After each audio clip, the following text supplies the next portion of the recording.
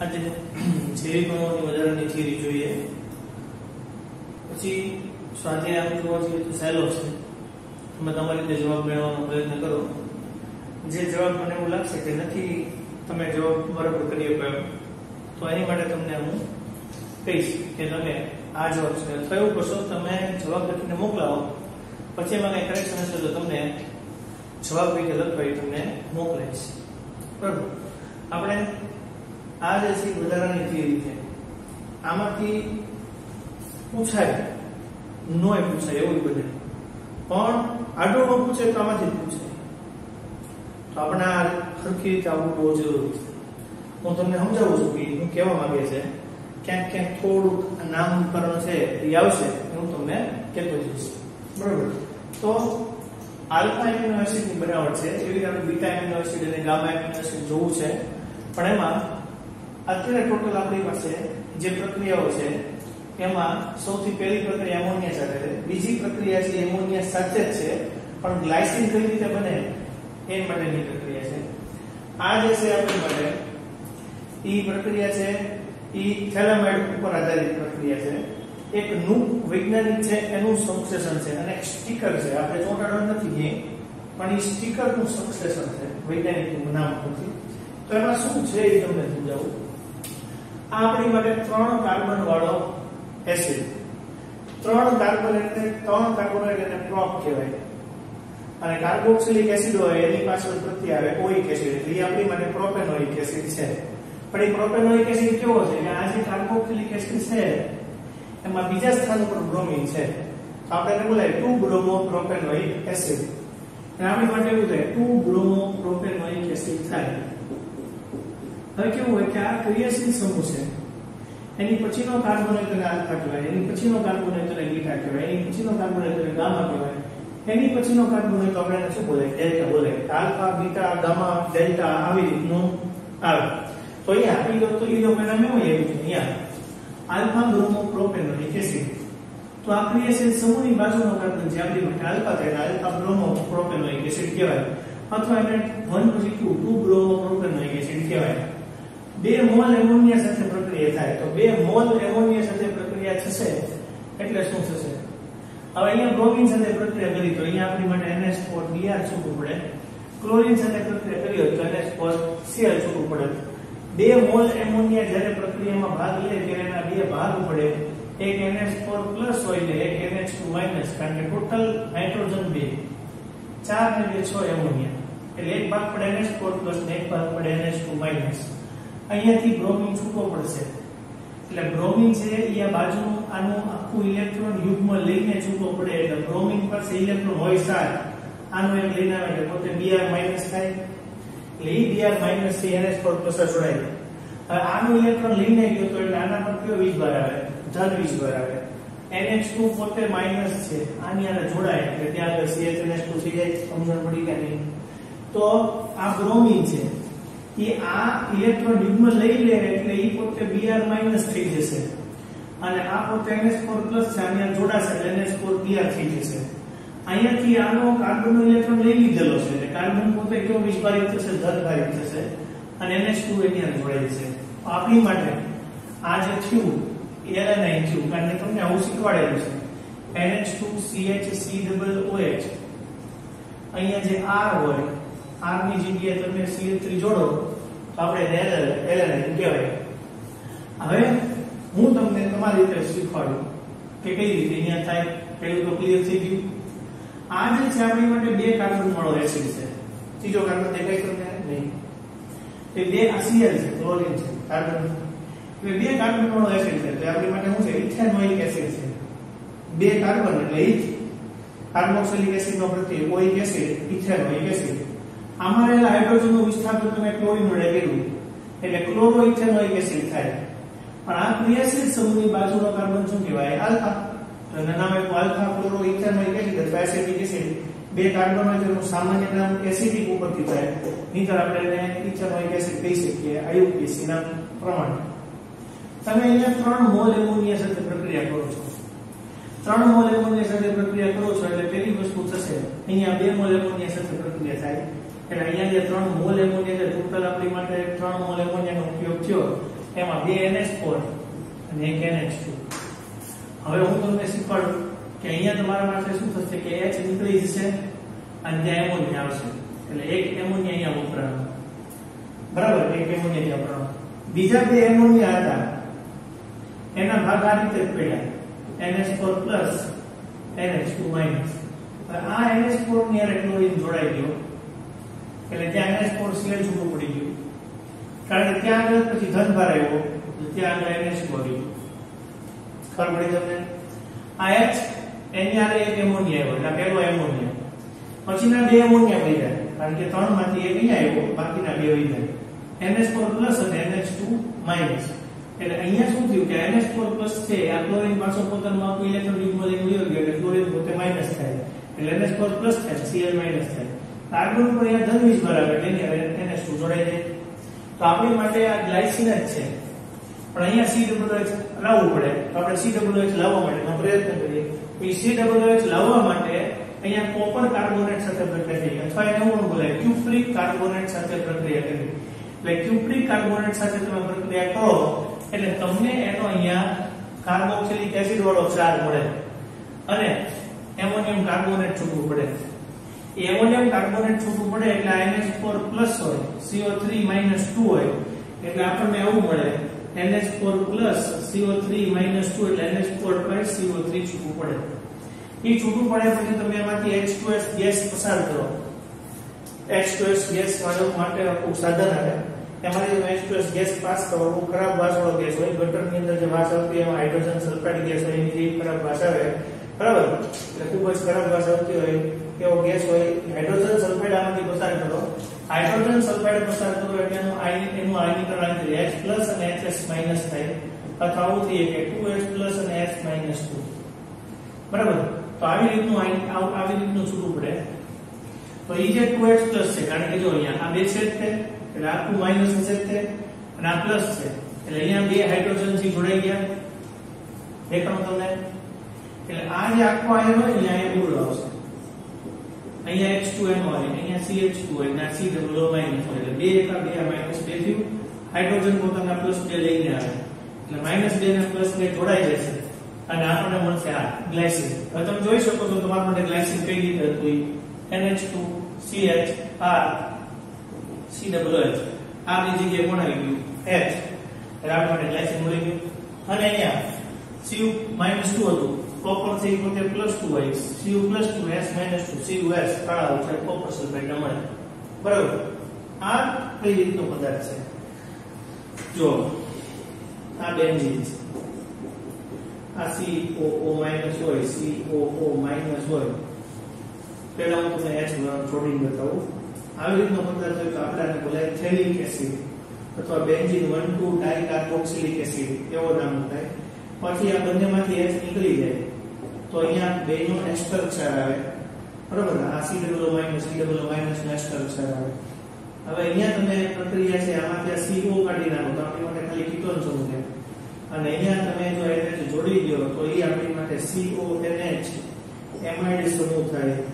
એટલે એમાઇડ સમૂહ છે અને ઈ એમાઇડ સમૂહ છે એ શેમાંથી બનેલો છે? આપણી માટે થેલિક એસિડ માંથી બનેલો છે, કારણ કે આનું જે પ્રચલિત નામ છે, બે બાજુમાં કાર્બોક્સિલિક એસિડ હોય એનું પ્રચલિત નામ છે થેલિક એસિડ. થેલિક એસિડ માંથી બનેલો છે એનું નામ આવ્યું થેલેમાઇડ. એટલે આ જે પદાર્થ છે આપણી માટે પોટેશિયમ થેલેમાઇડ થાય. હાઇડ્રોજન ત્યાંથી કાઢી નાખો એટલે પોટેશિયમ નું નામ આપવું પડે તમારે, એટલે આનું નામ થશે પોટેશિયમ થેલેમાઇડ. હવે ક્લોરીન છે એની આરે CH2 COO અને C2H5, જે ક્લોરીન ની સાથે CH2 અને COO C2H5 તો બધું કાઈ નહીં, K ની આરે CH જોડાય કે CH છૂટું પડે બાકી બધું જોડાઈ જાય, બરાબર. બાકી બધું આની સ્વરૂપે જોડાઈ ગયું. હવે શું થયું? અહીંયા જે હતું અહીંયાથી છૂટું પડશે, અહીંયાથી છૂટું પડશે, અહીંયા બે હાઇડ્રોજન આવશે, અહીંયા બે હાઇડ્રોજન આવશે અને બાકીના અહીંયા છે એ જળ વિભાજન થઈને OH આવશે. એટલે 1 મોલ પાણીનો અણુ બીજા મોલ પાણીનો અણુ એટલે ટોટલ 2 મોલ પાણીના અણુનો ઉપયોગ થયો. એ 2 મોલ પાણીના અણુનો ઉપયોગ થાય એટલે બંને જગ્યાએ છે COH આવી જશે, બરાબર. આ OH 2 મોલ પાણીના અણુનો ઉપયોગ થયો અને અહીંયા આપણી માટે NH2 આવશે એટલે આપણી માટે શું થશે? ગ્લાયસીન બની જશે. ઇથેનોલ છૂટું પડશે, અહીંયાથી આમ છૂટું પડશે અહીંયા માઈનસ થશે, આ પ્લસ થશે, અહીંયા આપણી માટે OH આવશે, પાછું અહીંયા આપણી માટે H આવશે. એટલે પાણીના અણુનું શું થયું? જળ વિભાજન થયું. ટોટલ 3 મોલ પાણીના અણુ વપરાણા. અને એ જે 3 મોલ પાણીના અણુ વપરાણા એને કારણે આપણને જે પદાર્થ મળ્યો એ પદાર્થ છે એ આમાંથી એટલો ભાગ છૂટો પડ્યો એ ફેલિક એસિડ. તમને હમણાં શીખવાડી દીધું. અથવા એને એવું પણ બોલાય બેન્ઝીન 1,2-ડાયકાર્બોક્સિલિક એસિડ. બરાબર. અને જે પદાર્થ છૂટો પડે એ પછી તમે અહીંયા જોઈ શકો NH2CH2COOH એટલે ગ્લાયસીન. અને પછીનો જે પદાર્થ છૂટો પડ્યો એ આપણી માટે ઇથેનોલ. હવે આ જે પદાર્થ છે એનું નામ છે પાયરુવિક એસિડ. પાયરુવિક એસિડ છે 3 કાર્બનવાળો એસિડ છે. એની પ્રક્રિયા એમોનિયા સાથે કરો એટલે આવી રીતે આ પદાર્થ છે એ જોડાયેલો હોય COO આ COOH. પ્રક્રિયા કરશો તમે એટલે અહીંયા NH આવશે અને H2 છૂટો પડે એટલે H2O ની હારે O છૂટો પડી જાય એટલે -H2O લખ્યું છે આપણે અહીંયા. એટલે C થી NH આવશે. બરાબર. હવે આ જે પદાર્થ છે એમાં તમે ડબલ થી નાઇટ્રોજન જોડેલો છે અહીંયા અને કાર્બોક્સિલિક એસિડ છે. મૂળ નામ કાર્બોક્સિલિક એસિડ થી આવે અને આ પદાર્થ ઇમાઇડ હાઇડ્રોક્સિલ એમાઇડ ઇમાઇડ સ્વરૂપે કહેવાય. બરાબર. PDH2 ની સાથે તમે એનું શું કરશો? PDH2 છે એની સાથે આ બંધ તૂટશે. આ બંધ અહીંયાથી એક તૂટશે એટલે પેલો સિગ્મા હોય ને બીજો પાઈ હોય એટલે એક H અહીંયા આવશે ને એક H અહીંયા આવશે એટલે આવો પદાર્થ બન્યો. બરાબર. એટલે હવે તમને ખબર જ છે કે આપણે નામ આપવું હોય તો એલેનાઇન પાછું એ જ રીતે થયું. જો NH2CH CH3 એલેનાઇન થઈ ગયું. આલ્ફા એમિનો એસિડ છે બધા એટલે તમે જોજો કાર્બોક્સિલિક એસિડ ની પછીનો કાર્બન આલ્ફા કાર્બન આલ્ફા ની અને એમિનો જોડેલો એમિનો આલ્ફા એમિનો એસિડ. હું તમને બધા આલ્ફા એમિનો એસિડ શું કેમ બનેથી શીખવાડું છું. પછી આપણે બીટા એમિનો એસિડ કેમ બને જોવું છે. તો જો આરડીએ હવે તમને ખબર જ છે કે તમને આવું શીખવાડેલું છે કે આરડીએ ની પ્રક્રિયા આપણે HCl ને કરીએ તો આ બંધ અહીંયાથી તૂટી જાય. અહીંયા OH આવે ને ઉપર ધારો કે Cl આવે, સાયનાઇડ આવે. સાયનાઇડ નું જળ વિભાજન કરો તો તમને આ શીખવાડ્યું છે કે સાયનાઇડ હોય એનું જળ વિભાજન કરીએ એટલે અહીંયાથી 3 બંધ તૂટે. 3 બંધ તૂટે એમાં 2 બંધથી ઓક્સિજન આવે ને 1 બંધથી OH આવે. નાઇટ્રોજન ની સાથે શું જોડાયેલું હોય? હાઇડ્રોજન. એટલે આપણી માટે શું આવશે? એમોનિયા. એટલે કાર્બોક્સિલિક એસિડ મળે એટલે એમોનિયા છૂટું પડે. એટલે આ CH2 છે સાયનાઇડ સાથે પ્રક્રિયા તમે કરો એટલે અહીંયા સાયનાઇડ આમ નામ રહેશે. અહીંયા OH ની જગ્યાએ એમોનિયા સાથે પ્રક્રિયા કરી તમે એટલે NH2 માઈનસ અને H પ્લસ થાય. H અહીંયા જોડાય પાણીનો છૂટો પડે NH2 આવશે. જળ વિભાજન થાય સાયનાઇડ એટલે કાર્બોક્સિલિક એસિડ આવે. આ આપણી માટે NH2 CH અને COOH અહીંયા જે કંઈ પણ જોડાય આપણી માટે આલ્ફા એમિનો એસિડ થઈ ગયો. ઠીક. તો આ તમારે ફોટો પાડી લેવાનો સરસ. આ તમારા માટે અગત્યનું છે. હવે હું તમને બીટા એમિનો એસિડ અને ગામા એમિનો એસિડ છે એ અને બાકીનું સંશ્લેષણ શીખવાડું. એટલે આ તમારે સમજીને તૈયાર કરવાનું. જે મેં બાકીનું બધું કર્યું છે બીજી પેનથી બાકીનું કર્યું છે મેં પેલું લખ્યું હતું બધું કાઢી નાખ્યું. બાકીનું તમને સમજાવવા માટે પેન ઉપયોગી કર્યો છે. આ બધું સમજાવવા માટે છે એટલે તમે પાછું હાર જોડી ન દેતા મહેરબાની કરીને સમજજો. હું સમજાય હોય બરાબર. આઈની લખ્યું છે છૂટું પડી બધું બરાબર. આપણે આગળ વધીએ. આ આલ્ફા એમિનો એસિડ ના બાકીના ગુણધર્મો છે. આ બીટા એમિનો એસિડ, ગામા અને ડેલ્ટા એમિનો એસિડ. તો આપણે જોઈએ છીએ આ તમે ભણી ગયેલી છે જ્વિટર આયન છે. ઉભય ગુણધર્મી આયન છે. આપણી માટે છે એ જ્વિટર આયન છે. ઉભય ગુણધર્મી આયન જે તમે જાણો છો. આપણી માટે RCONH2NH2 છે.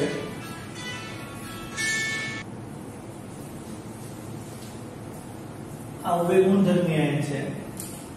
આમાં તમે H+ ઉમેરશો એટલે H+ અહીંયા જોડાશે એટલે NH3+ થશે. એ પોતે ધન આયન છે એટલે એની pH છે એ લગભગ 0 જેટલી હોય. કારણ કે એ પોતે H+ ઉમેરવાથી એસિડિક થઈ ગયું કાર્બોક્સિલિક એસિડને કારણે એટલે એની pH 0 અને 1 ની વચ્ચે આવે લગભગ 0 થી નજીકમાં હોય. ઠીક છે. તમે જો OH- ઉમેરો છો તો OH- અને આનો H+ છે. આનો H+ અને OH ભેગા થઈને પાણીનો અણુ છૂટો પડે. ને પાણીનો અણુ છૂટો પડે એટલે આપણને આ ઋણ આયન મળે, એનાયન મળે. એનાયન મળે એટલે એ બેઝિક થાય NH2 ને કારણે એટલે એની pH 11 જેટલી થાય. તમે બે એમિનો એસિડને ભેગા કરો છો NH2CH4COOH NH2CH4COOH એ બંનેને ભેગા કરો છો તો કઈ રીતે થાય છે? અહીંયાથી H અને OH છૂટવું પડે. ઊંધું અહીંયાથી H અને OH છૂટવું પડે. એટલે અહીંયા NHCO બંધ બને, નીચે CONH બંધ બને, જેને કારણે આ ચક્ર બન્યું. ચક્ર બને એટલે સાયક્લિક એમાઇડ જેવું નામ છે લેક્ટમ. આપણી માટે સાયક્લિક એમાઇડ તૈયાર થાય, લેક્ટમ જેવો પદાર્થ છે તૈયાર થાય. ભાઈ બીટા એમિનો એસિડ બને તો તમને ખબર છે, મેં તમને શીખવાડ્યું કે કાર્બોક્સિલિક એસિડ ની બાજુનો કાર્બન આલ્ફા છે, એની બાજુનો કાર્બન બીટા છે. અહીંયા બીટામાં એમિનો સમૂહ છે એટલે આપણે એને બીટા એમિનો કહેવાય. ટોટલ 1 2 ને 3 કાર્બન છે એટલે એને પ્રોપેનોઇક એસિડ કહેવાય. એટલે બીટા એમિનો પ્રોપેનોઇક એસિડ આવો પદાર્થ થાય. હવે આમાંથી NH2 છૂટું પડે, આમાંથી H છૂટું પડે એટલે અહીંયાથી NH2 નીકળ્યું. એટલે જો હું તમને સમજાવું છું, આ આખો બંધ હોય એની અંદર 2 ઇલેક્ટ્રોન હોય, આ આખો બંધ હોય એની અંદર 2 ઇલેક્ટ્રોન હોય. અહીંયાથી છૂટું પડે NH2 માઈનસ, આમાંથી છૂટું પડે H પ્લસ. આ બંનેના ઇલેક્ટ્રોન અહીંયા આવે એટલે એના વચ્ચે નવો બંધ બને. એ નવો બંધ બને એટલે ત્યાં ડબલ બોન્ડ નું નિર્માણ થયું, આવું કહેવાય. આનું નામ કેવું હોય તો તમે આમ કહી શકો 1 2 અને 3 પ્રોપ.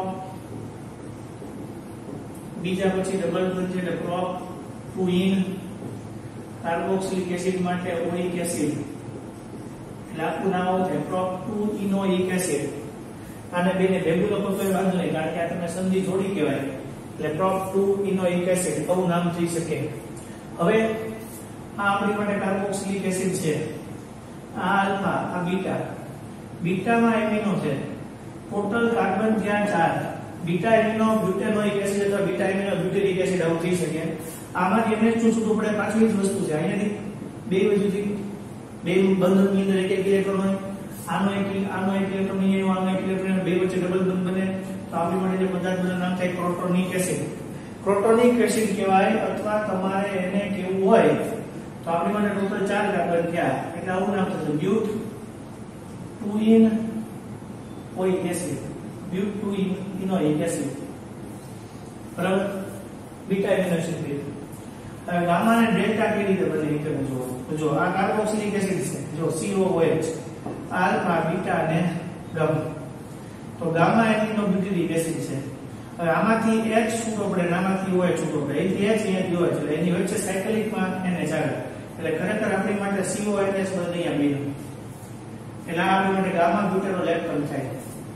ગામા એટલા માટે કારણ કે આલ્ફા બીટા ગામા ઉપર થી જોડાય ત્યારે ટોટલ 4 કાર્બન નું ચક્ર બને. એટલે ગામા બ્યુટેનો લેક્ટમ આવો પદાર્થ બને.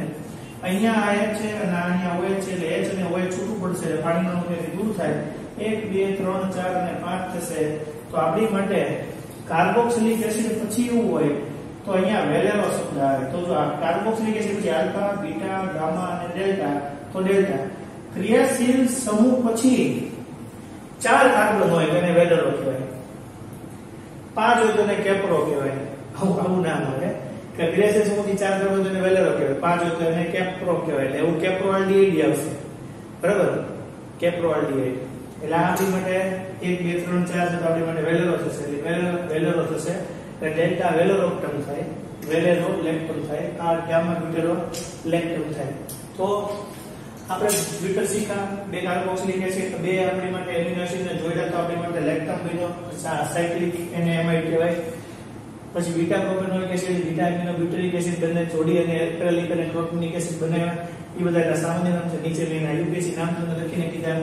ગામા અને ડેલ્ટા સી જોયા તો આપણે OH અને છૂટું પડીને CONH બન્યું, OH અને છૂટું પડીને આની વચ્ચે CONH બન્યું, બેનાથી લેક્ટમ બન્યું. લેક્ટમ છે એ બને છે ત્યારે તમે જોવો તો ચક્કર જેવું બને છે.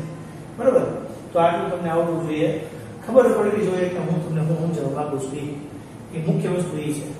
હવે હું તમને અહીંથી આગળ છે એ ગામા આલ્ફા એમિનો એસિડના બાકીના ગુણધર્મો થી શીખવાડું, પછી હું તમને MCQ લઈ છું. આ બધી આલ્ફા એમિનો એસિડની પ્રક્રિયાઓ છે. હવે આ છેલ્લા ભાગમાં આપણે કોઈ છે કે જ્યારે મારે તમને બાયોમોલેક્યુલ્સ લેવલે મોટા ભાગનું મારે તમને વધારાની થિયરીમાં મેજર કરાવી પડે. કારણ કે હવે હું માનું છું ત્યાં સુધી વધારાનું કંઈ બાકી રહેતું નથી, છતાં હશે તો હું તમને કરાવીશ. હવે આ આપણી માટે કાર્બોક્સિલિક એસિડની બાજુમાં જોડેલો કાર્બન એટલે આલ્ફા છે. આલ્ફામાં એમિનો છે એટલે આ આલ્ફા કાર્બન છે એની અંદર એમિનો જોડાયેલો ના કાર્બોક્સિલિક એસિડ. હવે તમે પ્રક્રિયા કરો છો NaOH સાથે પ્રક્રિયા કરો છો. NaOH સાથે પ્રક્રિયા કરો તો આ તમારો H, આ તમારો OH છૂટો પડ્યો, પાણીનો અણુ દૂર થયો લો અને તમને RCHNH2 ને C ડબલ સોડિયમ ચાર્જ મળે.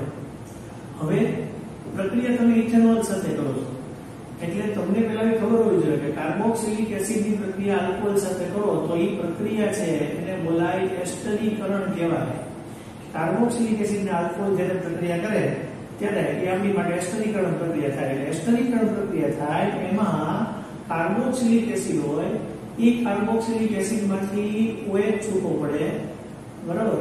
કાર્બોક્સિલિક એસિડમાંથી OH છૂટો પડે અને આમાંથી H છૂટો પડે એટલે COOC2H5. તો COOC2H5 આવો બધા છૂટો પડે.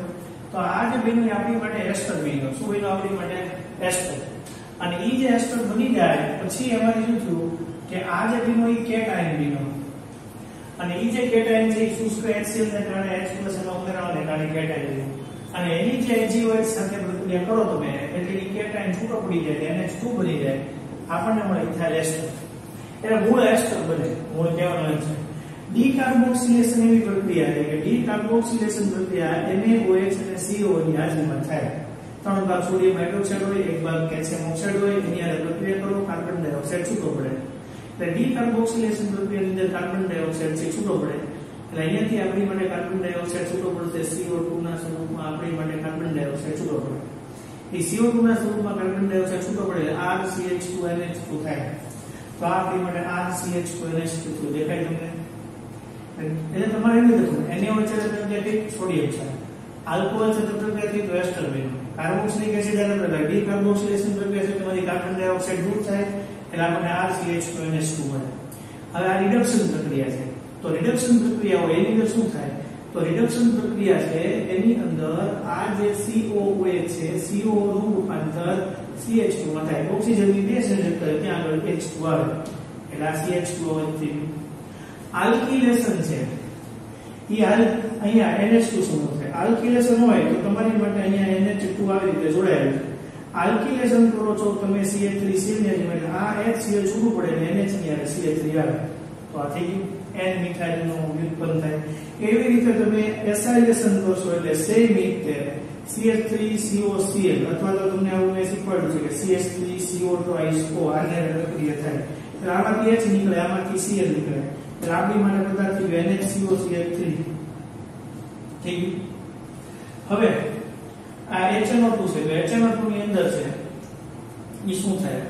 તો HNO2 છે એની અંદર આ NH2 છે એ H નીકળી જાય કારણ કે HNO2 છે ઈ ખરેખર ડાયઝોનિયમ ક્ષાર વાળી પ્રક્રિયા કે નિપજ આપે તો NH2 નીકળી જશે ત્યાં આગળથી શું આવે? કારણ કે આવું થશે આ OH N ડબલ બંધ O આવું બંધારણ છે એટલે OH છે ઈ અહીંયા જોડાશે આની અંદર નાઇટ્રોજન આ જોડાશે H2 આ O ની અંદર જોડાશે એટલે આ મેં લખ્યું છે એ બંધારણ કોનું છે? લખ્યું છે એ મેં બંધારણ HNO2 નું લખ્યું છે. સો OH single bond N double bond O આવે. OH અહીંયા જોડાઈ ગયો CH ની હારે ઉપરની જગ્યાએ. નાઇટ્રોજન ની હારે નાઇટ્રોજન જોડાઈને N2 છૂટું પડે H2 ની હારે O છૂટું પડે એટલે આપણને બધા થવા મળે. એટલે આપણી માટે અહીંયા શું છૂટું પડે? N2 ને H2O છૂટા પડે. બરાબર? આ પ્રક્રિયા સાવ સહેલી છે. તમે આની HCl ની પ્રક્રિયા કરો એટલે શું થશે? H+ અને Cl ને જોડાઈ જાય NH3+ અને Cl-. અને છેલ્લી પ્રક્રિયામાં PCl5 વાળા કરો એટલે બંને જગ્યાએ HCl જોડાય.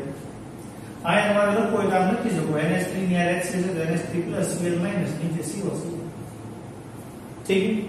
તો શું NaOH પ્રક્રિયા કરો એટલે સોડિયમ છે મળે, આલ્કોહોલ પ્રક્રિયા કરો એટલે એસ્ટર મળે, ડીકાર્બોક્સિલેશન કાર્બન ડાયોક્સાઇડ દૂર થાય, લિથિયમ એલ્યુમિનિયમ હાઇડ્રેટ પ્રક્રિયા કરો CO નું રૂપાંતર CH2 માં થાય, આલ્કિલેશન કરો એટલે આ H ની અને અહીંયા CH જોડે, એસાઇલેશન કરો એટલે પાછો HCl છૂટો પડે, આની હારે થોડો તો એસિટિક એસિડ છૂટો પડે. તમને મેં સમજાવેલું છે કઈ રીતે આવું હોય એમ. માઈનસ હોય આ પ્લસ હોય, આની હારે H જોડાય એટલે CH3 C ડબલ હોય થઈ જાય, COCH3 ની હારે જોડાય N એસિટાઇલ ઇક્વલ HNO2 વાળા પ્રક્રિયા કરો એટલે OH જોડાઈ જાય. પછી મેં કીધું આ HNO2 નું બંધારણ છે નાઇટ્રોજન અને નાઇટ્રોજન H2O છૂટો પડે. HCl પ્રક્રિયા કરો તો શું થાય? NH3 ની પ્રક્રિયા NH2 ની પ્રક્રિયા HCl કરો તો NH3+ અને Cl-. એવી રીતે આની પ્રક્રિયા કરો તો NH3+ Cl અને CO ની હારે Cl જોડે PCl5 એટલે ઈ ક્લોરીન ઉમેરવા વાળો પદાર્થ છે તેમાં ઉમેર. ઓકે આવડે? આવડવું જોઈએ. હવે આપણે એમસીક્યુ પર જઈએ. ડીએનએ માં કયો બેઝ હોય? ડીએનએ માં આપણે નાઇટ્રોજન બેઝ છે. સાવ સહેલો પ્રશ્ન છે. ડીએનએ માં આપણે નાઇટ્રોજન બેઝ હોય. એજી અને સીટી હોય. બરાબર. યુ એટલે યુરેસિલ નો હોય. આરએનએ આપણને આવી રીતે પૂછેલું હોય તો તમને ખબર છે એજીસીયુ હોય ટી નો હોય. પેલા એમાં અંતઃસ્ત્રાવ અંતઃસ્ત્રાવમાં શીખાતા એમાં અંતઃસ્ત્રાવમાં છે થાઇરોક્સિન એ આપણી માટે એમાં અંતઃસ્ત્રાવ છે. ડીએનએ નો ખંડ ડીએનએ ના નાનામાં નાના ખંડ છે એ નાનામાં નાના ખંડ ભાગને જનીન કહેવાય. એવું કહેવાય કે 30,000 થી 40,000 જનીનો રંગસૂત્રમાં આવેલા હોય. એટલે 46 રંગસૂત્રો પર 30,000 થી 40,000 જનીનો હોય. જનીનો ભેગા થઈને જનીન જૂથ બનાવે અને એનાથી કોઈ એક નિશ્ચિત કાર્ય થાય. કોઈ અંતઃસ્ત્રાવ આયોડીન ધરાવે એનો એક પ્રશ્ન છે. એમાં અંતઃસ્ત્રાવ થોડો ફેરવી પૂછો આયોડીન કોણ ધરાવે? જવાબ ઈ આવશે થાઇરોક્સિન અંતઃસ્ત્રાવ હોય એ આયોડીન ધરાવે. કોણ પરિવર્ત પરિભ્રમણ ન દર્શાવે? પરિવર્ત પરિભ્રમણ એક જ શર્કરા નથી દર્શાવતી આપણી માટે જે છે એ સુક્રોઝ છે એ પરિવર્ત પરિભ્રમણ નથી દર્શાવતું. પછી ટોલેન્સ પ્રક્રિયક ને ફ્રુક્ટોઝ રિડ્યુસ કરે છે. કારણ કે ફ્રુક્ટોઝ માંથી જ્યારે ગ્લુકોઝ બને છે ત્યારે એમાં આલ્ડીહાઇડ સમૂહ મુક્ત હોય છે. એટલે એ આલ્ડીહાઇડ સમૂહ છે એ મુક્ત હોવાને કારણે ટોલેન્સ પ્રક્રિયક છે ફ્રુક્ટોઝ રિડ્યુસ કરે એવું કહીએ થાય. લેક્ટોઝ માટે શું સાચું નથી? જો લેક્ટોઝમાં 8 OH સમૂહ હોય મેં તમને શીખવાડેલું છે. એ જ બેઠો પ્રશ્ન છે. મેં તમને કરાવ્યું તો એ બેઠો છે. આપણા 100 MCQ છે એમાંથી છે. તો લેક્ટોઝમાં શું સાચું છે? તો લેક્ટોઝ છે એ આપણા માટે રિડ્યુસિંગ શર્કરા છે. પણ મેં લખ્યું છે કે પરિવર્ત પરિભ્રમણ ન દર્શાવે. આપણને ખબર છે કે પરિવર્ત પરિભ્રમણ આપે તો એ તો ખબર છે ને કે પરિવર્ત પરિભ્રમણ એટલે શું થાય? ન્યુટા રોટેશન એમ. પરિવર્ત પરિભ્રમણ ન આપે એમ લખ્યું છે પણ એ ખોટું કહેવાય. પરિવર્ત પરિભ્રમણ છે એ શું કરે? એ પોતે આ શર્કરા એવી છે કે જે પોતે પરિવર્ત પરિભ્રમણ આપે. કયું ચરબી દ્રવ્ય વિટામિન નથી? તો વિટામિન H છે એ ચરબી દ્રવ્ય નથી. પાણી અને ચરબીમાં બંનેમાં એ દ્રવ્ય નથી. વિકૃતિકરણ માટે શું સાચું છે? તો વિકૃતિકરણ છે દ્વિતીયક અને તૃતીયક સંરચનાનો નાશ કરે પણ પ્રાથમિક સંરચનાને કાંઈ કરે નહીં. આ વખતે વિકૃતિકરણની પ્રાથમિક સંરચના છે એ વ્યસ્ત કે છતાં ખોટું. વિકૃતિકરણથી ડીએનએ નું દ્વિસંગી બંધારણ એક ભાગમાં ફેરવાય એવું બની શકે કારણ કે ડીએનએ નું બંધારણ છે એ દ્વિતીયક છે. તો દ્વિતીયક સંરચનામાં વિકૃતિ આવી શકે એટલે તમારે વિચારવું પડે કે નહીં ડીએનએ નું બંધારણ એટલે દ્વિસંગી એટલે પ્રોટીનનું દ્વિતીયક બંધારણ આ તો દ્વિતીયક અને તૃતીયકનો નાશ થઈ શકે તો આવું સાચું પડી શકે. તો એ અને બી બંને વિધાન સાચા છે. તો ઓપ્શન હોય કે એ અને બી બંને વિધાન સાચા છે.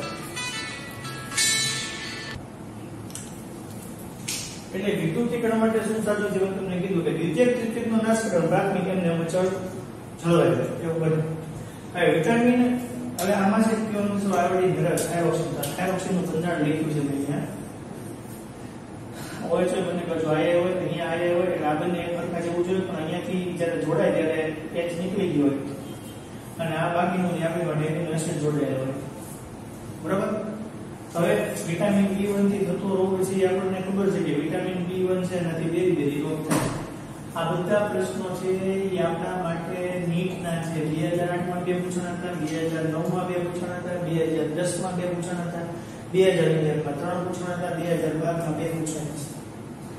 હવે વિટામિન B1 થી થતો રોગ છે આપણા માટે બેરી છે. કોણ મોનોસેકેરાઇડ માટે સુક્રોઝ બનાવે?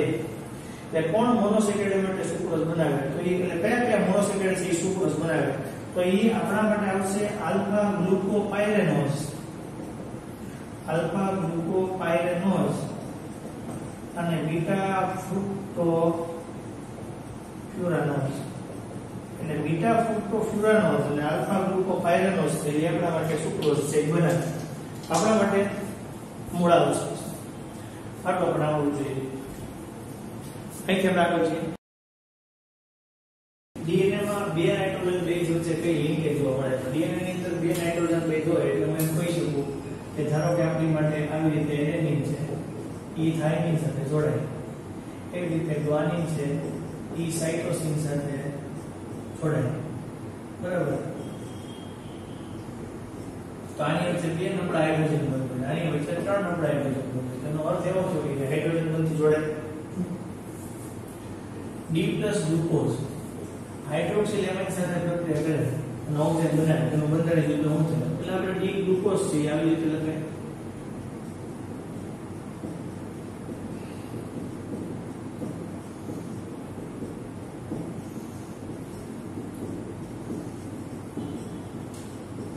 બરાબર આ આપણી માટે ગ્લુકોઝ છે હવે એની પ્રક્રિયા છે એ આપણે NH2OH સાથે કરીએ NH2OH સાથે કરીએ એટલે આમાંથી આ હાઇડ્રોજન છે એ ઓક્સિજન સાથે જોડાય -H2O થાય અને -H2O થયા પછી અહીંયા HC double bond N OH આવું થઈ એટલે અહીંયા HOH આવશે અહીંયા OH આવશે અહીંયા HOH આવશે આ HOH છે આ CH2 આ ગ્લુકોઝ ઓક્સિજન એને આપણે ગ્લુકોઝ કહીએ પછી માણસમાં કયા હોર્મોન્સ ઉત્પન્ન થવાને કારણે તણાવની પરિસ્થિતિમાં લીવર ઉપર ગ્લાયકોજેનેસિસ આ તમે સમજાવો તમને એમ લાગે કે આવું કોઈ હશે તણાવની પરિસ્થિતિ આવે એટલે આપણી માટે એડ્રેનલ ગ્રંથિમાંથી સ્ત્રોત એડ્રેનાલિન આવે એટલે એડ્રેનાલિન કારણ કે હોર્મોન્સનું નામ લખવાનું છે ગ્રંથિનું નામ નથી લખવાનું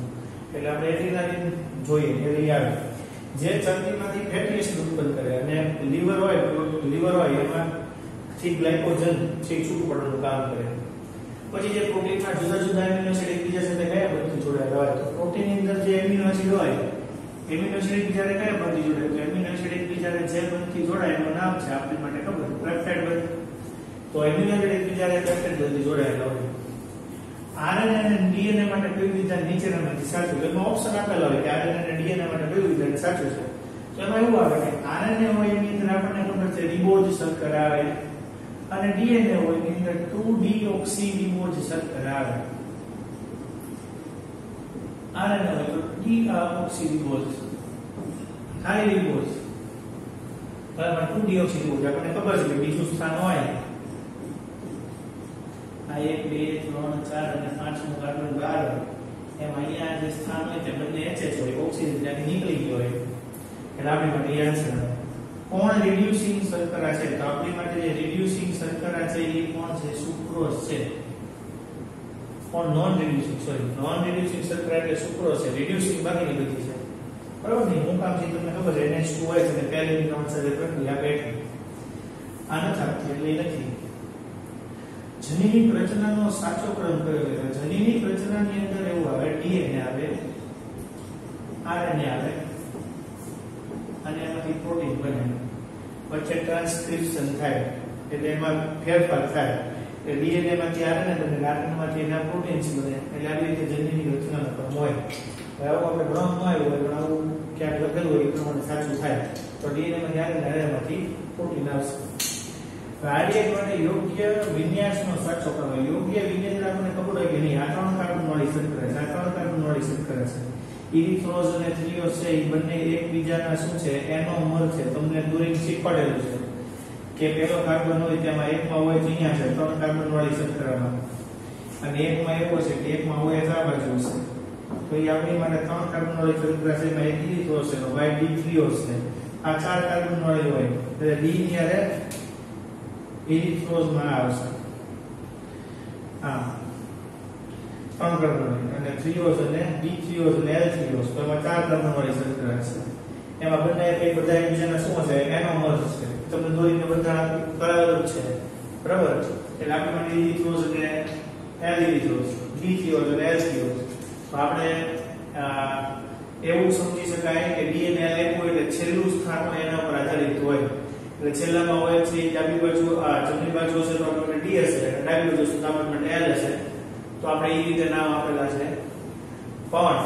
ડીએનએ એલ ઈ તો નામ આપેલા છે પણ બે ઇરિથ્રોઝ જ છે એટલે બે સેમ છે આ થ્રીઓઝ જ છે એટલે બે સેમ છે બંને એકબીજાના ભાઈ નથી એટલે એનો અર્થ નથી હું પેલા બોલું સાંભળજો આગળ બોલું હોય એટલે ડી E લીધો છે ને આ લીધો છે એટલે છેલ્લેથી પછીનો કાર્બનમાં OH આ બાજુ છે તો એ આપણી માટે D છે ઓલી બાજુ કાર્બન માટે Al છે આ રીતે આપણે આવડવું જોઈએ હવે JEE માં પૂછાયેલા પ્રશ્નો અને આમાં 2017-18 માં પૂછાયેલા કે 19 માં 2017-19 માં પૂછાયેલા પ્રશ્નો અને JEE માં પૂછાયેલા પ્રશ્નો આપણે જોઈ લઈએ આ બીજા 2019 સુધીના પ્રશ્નો નીટના હવે જોઈએ કયું વિધાન સાચું નથી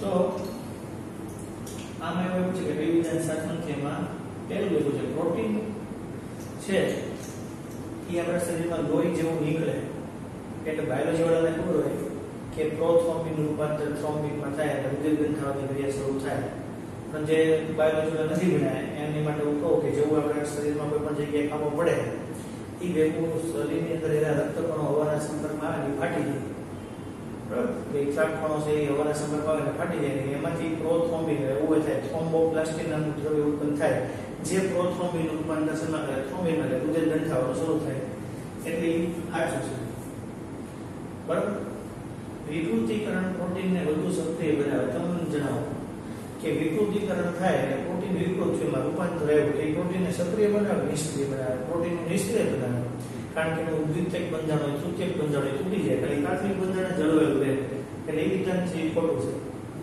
પછી જો ઇન્સ્યુલિનને મનુષ્યમાં રુધિરમાં શર્કરાનું પ્રમાણ જાળવવામાં મદદ કરે હા ઈંડાની જે જલ્દી છે એનું નામ આલ્બ્યુમિન છે એ આપણે ખાઈએ કે આ ખાવા માટે ઉપયોગ થાય એટલે બીજું વિધાન છે આપણા માટે ખોટું આવે જવાબ એ છે ડી ગ્લુકોઝમાં હવે કેવું હોય કે 2016 ની અંદર પરીક્ષા લેવાની હોય તેમાં ફેઝ 1 અને ફેઝ 2 એવી રીતે લેવાની 2017 ની અંદર પરીક્ષા લેવાની જેમાં ઇંગ્લિશ મીડિયમનું પેપર અલગ હતું ગુજરાતી મીડિયમનું પેપર અલગ હતું એમાં આ બધા વિદ્યાર્થીઓ હતા કે ઇંગ્લિશ મીડિયમનું પેપર સહેલું હતું અને ગુજરાતી મીડિયમનું પેપર અઘરું હતું એટલે રિઝલ્ટમાં મોટો ફેરફાર આવ્યો આવું બધું હોય પછી બધા પેપર સેમ પાડવાના શરૂ કરી દીધા ડી ગ્લુકોઝમાં ટી શુદ્ધ છે તમને ખબર છે કે આપણી માટે છેલ્લો કાર્બન છે CH2OH છે એની ઉપરનો કાર્બન C છે એમાં OH કઈ બાજુ છે જમણી બાજુ OH જમણી બાજુથી શું છે કે ત્યાં D છે કયા એમિનો એસિડ પ્રકાશિત એસિડ નથી હવે આપણી માટે પહેલો એમિનો એસિડ છે એ પ્રકાશિત એસિડ નથી કે જે આપણી માટે કોણ છે ગ્લાયસિન છે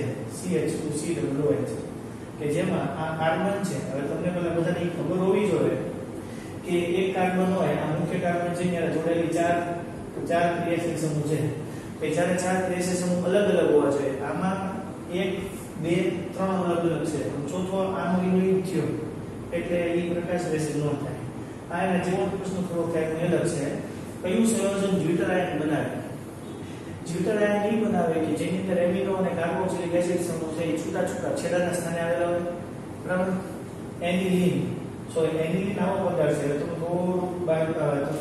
થોડું આયુર્વેદિક શીખવો જોઈએ તમને થોડી ખબર પડતી હશે તો એનિલિન આવો પદાર્થ છે આમાં કઈ કાર્બોક્સિલિક એસિડ નથી એસિટિલાઇડ આવો પદાર્થ છે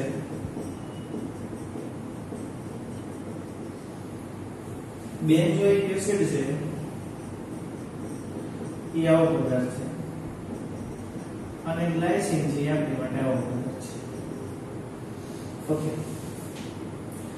હવે આમાં એમિનો છે પણ કાર્બોક્સિલિક નથી આમાં કાર્બોક્સિલિક છે પણ એમિનો સમૂહ નથી અને આની અંદર એમિનો સમૂહ અને આ એસિટાઇલ સમૂહ છે COCH સમૂહ એ બે ભેગા થઈ ગયા છે એટલે આ પણ ન બનાવે આમાંથી હાઇડ્રોજન છે એ આ લઈ લે એટલે અહીંયા NH3 પોતે પ્લસ થાય COO માઈનસ એટલે આમાં જ્યુટરાયન બની ગયું બરાબર એની માટે સૂત્ર આવડવું જોઈએ તો પૂરું કોઈ વાર તમને બધા સૂત્ર આવડી જાય પણ આવી રીતે પ્રશ્ન પૂછાય એમાઇલોઝ અને એમાઇલોપેક્ટિનમાં શું તફાવત છે તમને ખબર જ છે કે એમાઇલોઝ અને એમાઇલોપેક્ટિનમાં શું તફાવત છે એકમાં C1OC4 બંધારણ છે પણ આપણી માટે એમાઇલોપેક્ટિન C1OC4 અને C1OC6 પ્રકારનું બંધારણ છે એટલે બેમાં બંધારણ છે આ રીતે ફેરફાર છે એકમાં ખાલી C1OC4 ગ્લાયકોસાઇડિક લિંકેજ ધાર પણ જ્યારે બીજું બંધારણ હોય ત્યારે C1OC4 અને C1OC6 પણ લિંકેજ તરીકે હોય પ્રોટીનના વિકૃતિકરણની ક્રિયામાં કયું બંધારણ જળવાયેલું જોવા મળે તો પ્રોટીનનું વિકૃતિકરણ થાય ત્યારે કયું બંધારણ જોવા મળે તો પ્રોટીનનું વિકૃતિકરણ થાય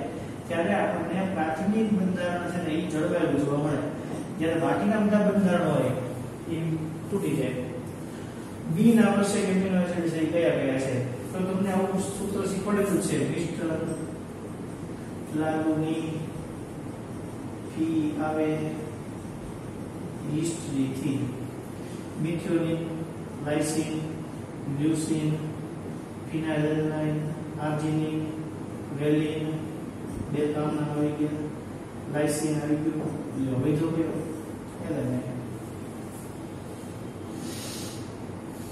આ બધા આપણે માટે આવશ્યક છે આપણે બિન આવશ્યક જોયું આવશ્યક ન હોય એને આપણે બિન આવશ્યક હોય કે આપણે મળી જાય તો તમને બધા નીટના પ્રશ્નો છે સોલ્વ કરેલા એ નીટની અંદર 2019 સુધીમાં જેટલા પૂછાણા હતા 2008 થી 11 વર્ષની અંદર જે પૂછાણા હતા પ્રશ્નો એ આપણે સોલ્વ કર્યા કાલે આપણે નોશું ત્યારે આપણે JEE માં પૂછાયેલા પ્રશ્નો છે જોઈ લેશું અને બુકનો સ્વાધ્યાય અને જે કંઈ પણ આપણે ઇનટેક્સ્ટ પ્રશ્નો બાકી રહી ગયા હોય એ આપણે ચેક કરીને જોઈ લઈશું કારણ કે આપણે માટે મેઇન વસ્તુ એ છે આગળની અગત્યની છે બીજું મહેરબાની કરીને કોઈ લેખિત પરીક્ષા હોય એને હળવાશથી ન લેવી તો તમે જો લેખિત પરીક્ષાને હળવાશથી લેવાનું શરૂ કરશો તો તમારા માટે બોર્ડ નીટ બધી વસ્તુઓ છે એમાં તમે ડિક્રીઝ થશો બધી વસ્તુમાં નવો પરફોર્મન્સ થશે કારણ કે તમને જ્યાં સુધી થિયરી પાવરફુલ આવડતી હશે ત્યાં સુધી તમારા બધા જવાબ સાચા પડશે એવું ક્યારેય ન હોય શકે કે એક પરીક્ષામાં આપણે ઓછી મહેનત કરીએ તો ચાલે એવું ક્યાંય ન ચાલે